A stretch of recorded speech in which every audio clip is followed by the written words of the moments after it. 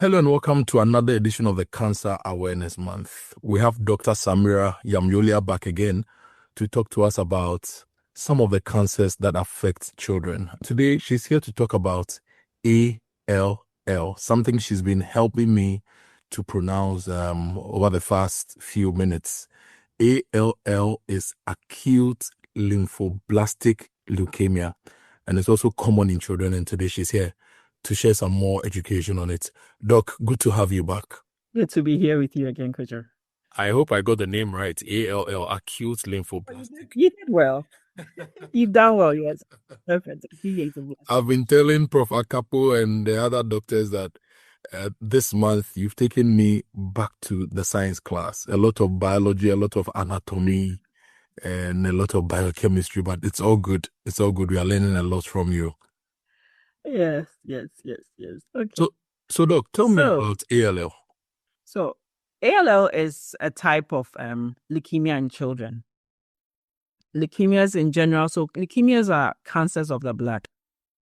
And in children, ALL is a commonest type. That's acute lymphoblastic leukemia. We also have the acute myeloid leukemia, but today's discussion is going to be mainly on the ALL. And it is actually the commonest type of cancer we see in children. It's a commonest that we see in children worldwide, and it's the same in Ghana. So to talk about leukemia, I have to talk about blood because blood is made up of different types of cells. I'm sure most of us would have done the full blood count before, because when you go to the hospital, that's like the basic lab that is done. White blood cells are supposed to be like they are like the soldiers in the blood. When you get an infection, it's the white blood cells that come into play to come and fight off the infection.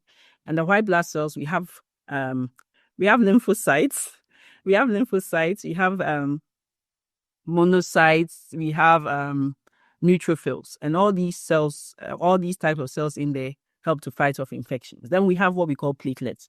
Platelets help with blood clotting, so that when you have any cut or anything, any small bruising, you will not bleed excessively when you have a good number of platelets. So leukemia, the type ALL, usually affects your white blood cells, and it's predominantly the lymphocytes. Okay, that is essentially what ALL is. So if it affects your white blood cells, what does it do to your body? Okay, so what happens is that the bone marrow is producing abnormally high amount of immature white blood cells, which you call lymphoblasts. And then it shows as having a very high white blood cell count when you do a full comment. When you do a full blood count. Is this not supposed to be good? Because if you have more white blood cells, it means you can fight diseases, right? Now, these white cells are not mature, and so they are not functioning as they should. Okay. They are very large, and they are immature white cells, and they are not functioning as they should. And these cells, as they are being produced in very high quantities, they are also now affecting all your other bloodlines.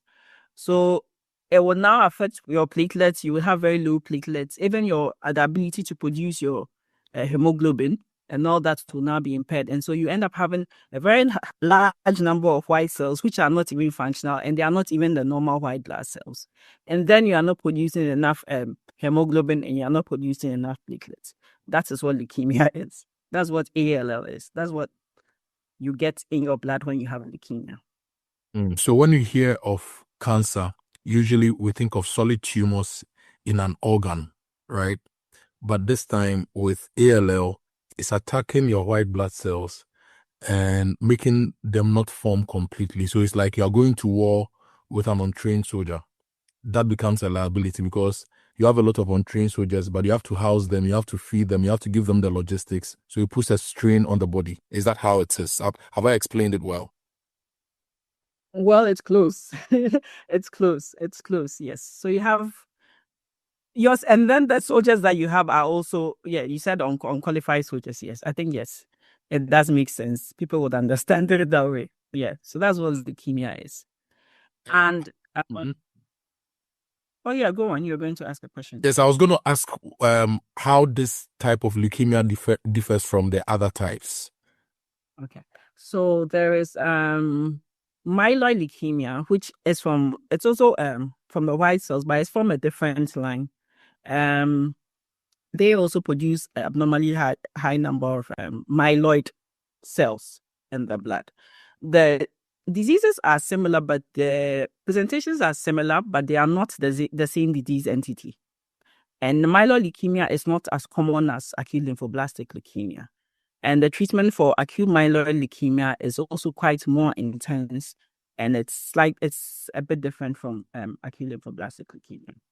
I see. But they all affect children, or one affects adults and one affects children? They both affect children. Okay. Now, let's look at the symptoms. So, symptoms of ALL are usually, sometimes in the beginning, it's really non-specific. One is fever. You remember in the previous session when I was talking about signs of cancer, I talked about unexplained fever. Yes. So they have fever for a prolonged period of time. Fever that is not responding to any treatments. It's not responding to any antibiotics. It's not responding to a malaria treatment. Fever is one of them. Then they can bleed. You know, I mentioned your platelets being responsible for clotting, for blood clotting. So yes, children can have unprovoked bleeding. They can start bleeding from the gums. They can even start bleeding from, they will have bleeding in their urine, and they will have bleeding in their mouth and even under the skin. So you will notice some small reddish spots under the skin, indicating that they are bleeding under the skin. Then they can also have bone pain. So pain in any part of the body they can have. It's not specific. Today is the hip, tomorrow is the leg, and the next time is the chest. They have bone pain anywhere, and that pain keeps changing. Okay. And then you notice that some of them will become very pale. We've actually had children present that way because the parents will get stuff when they realize that the child looks so white. That's because their hemoglobin level has gone so low. They look very pale.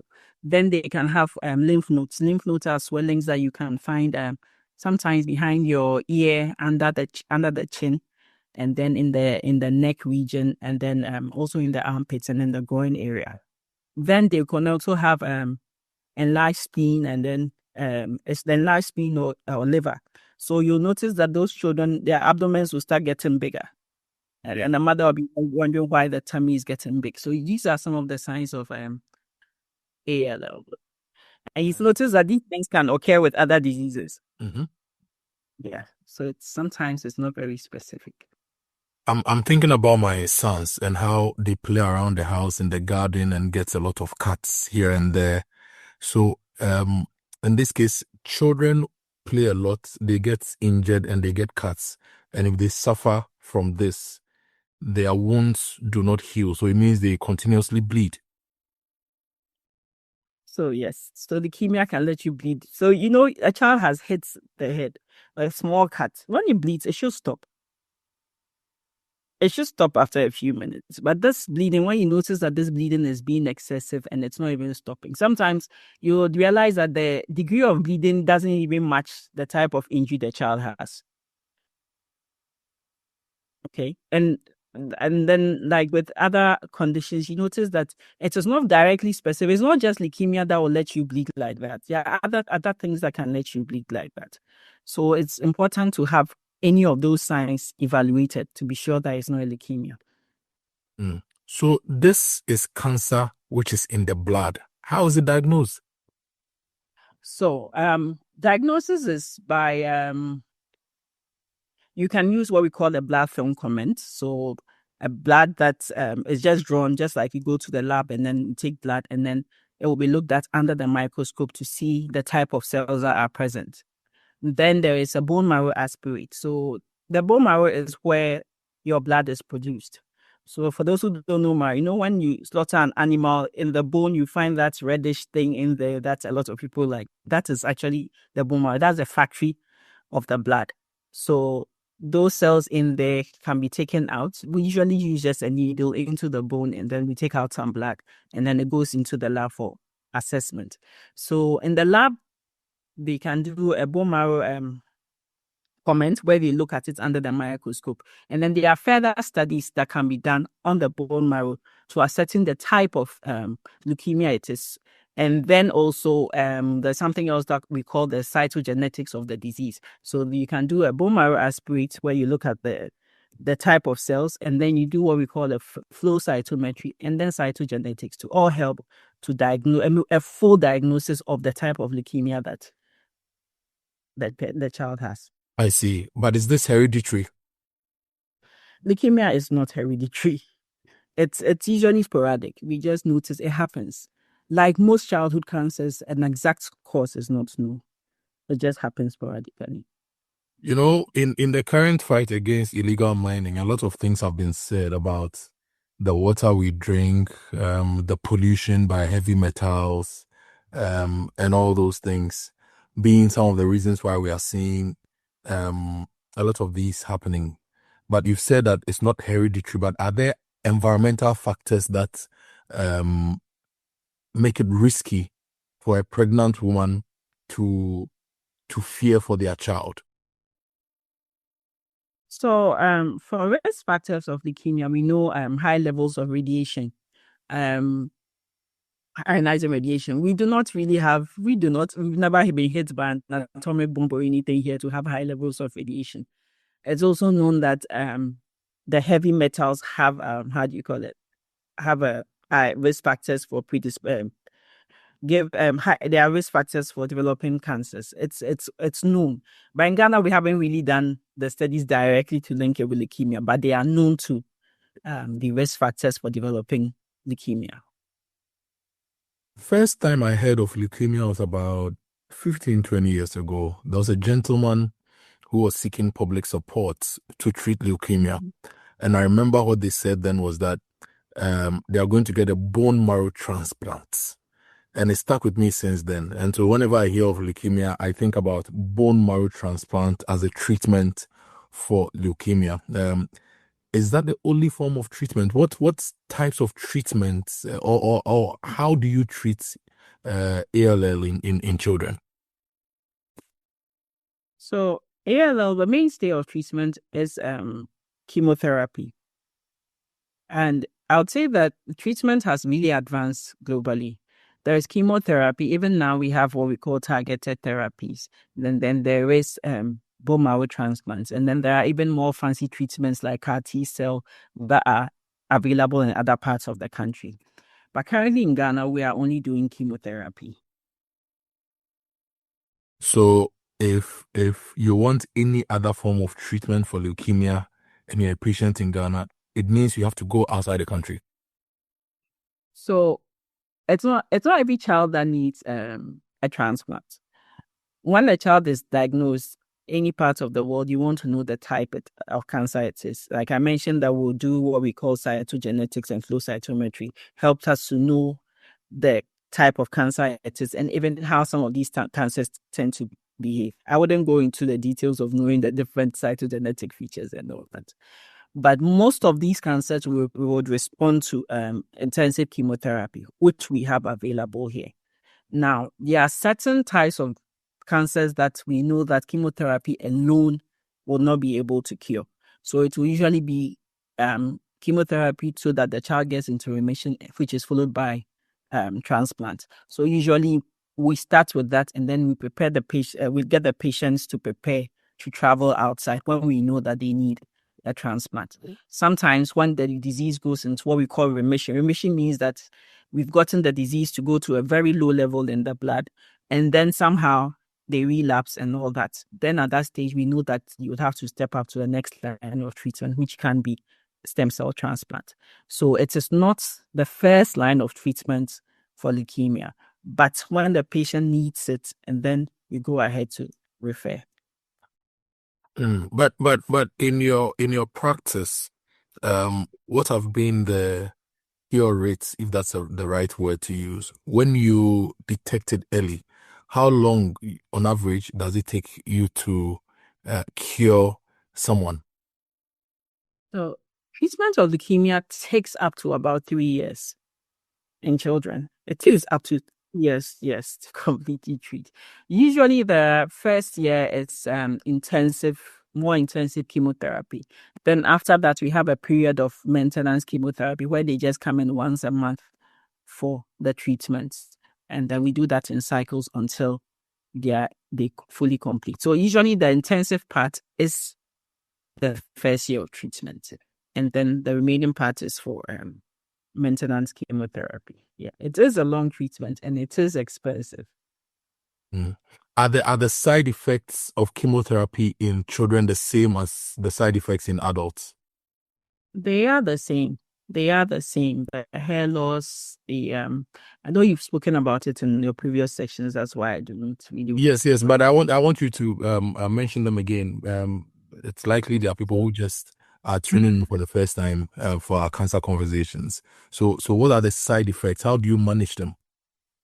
Okay, so there is hair loss, which is the first one that everybody readily sees. But that hair loss is not permanent. Usually, by the time they get to the maintenance phase of treatment that I talked about, usually the hair starts to grow back. Then there is the nausea and vomiting.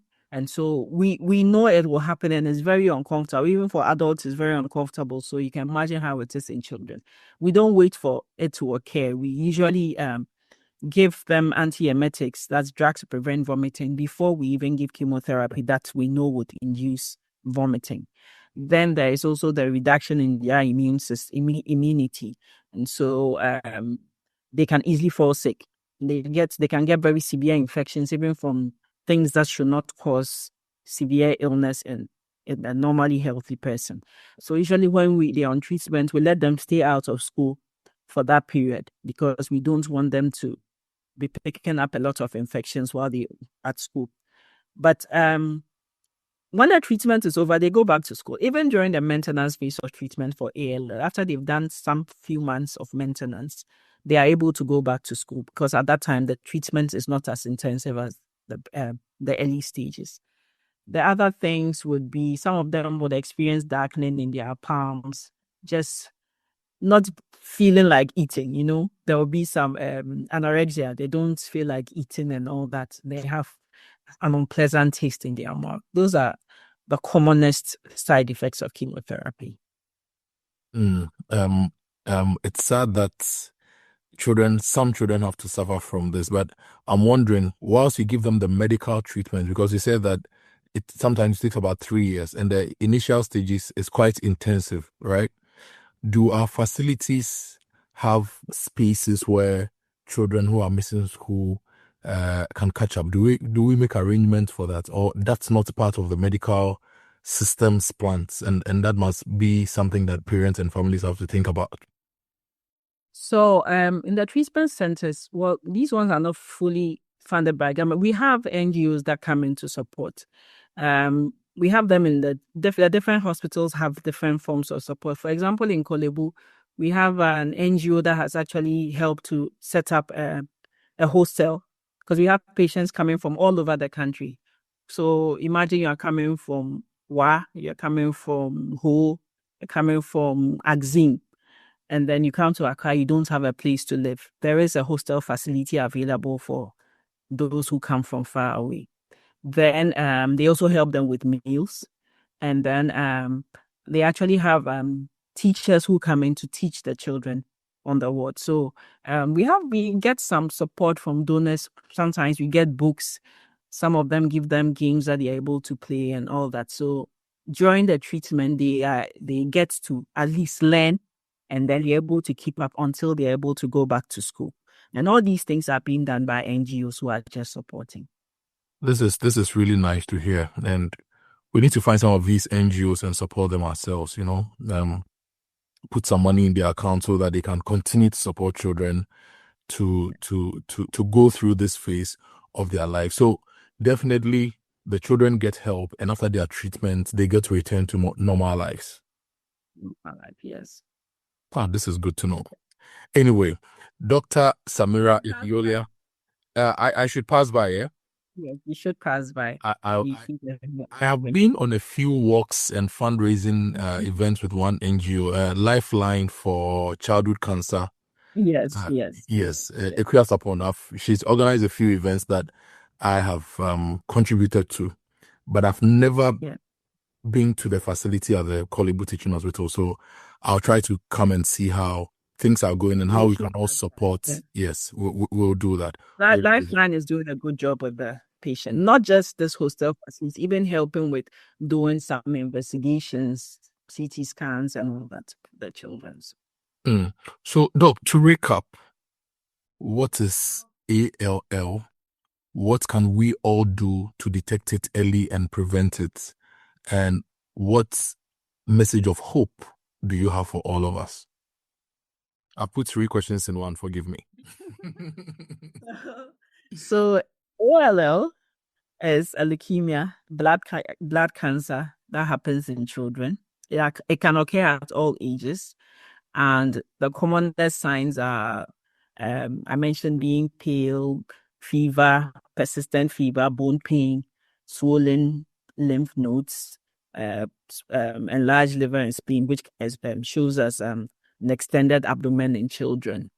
And the good news is that it is curable.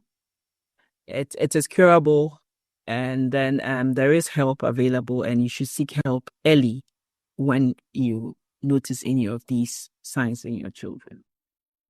Dr. Samira Yamyolia, it's been great talking to you over the past 2 days about childhood cancers.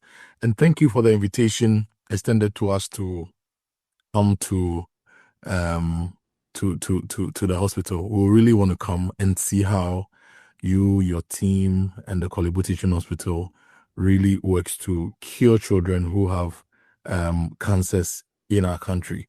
Thank you so much for joining us on this edition of the Cancer Awareness Month. See you very soon in the hospital, Doc. Thank you very much. I'm looking forward to meeting you there.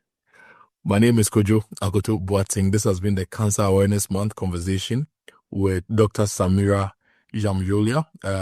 Hopefully on Friday, we will bring some cancer survivors to the studio, some of the childhood cancer survivors to the studio to share their experiences with us so that we will learn more about childhood cancers and fight them together. Thank you so much for listening. The Super Morning Show continues. Stay with us.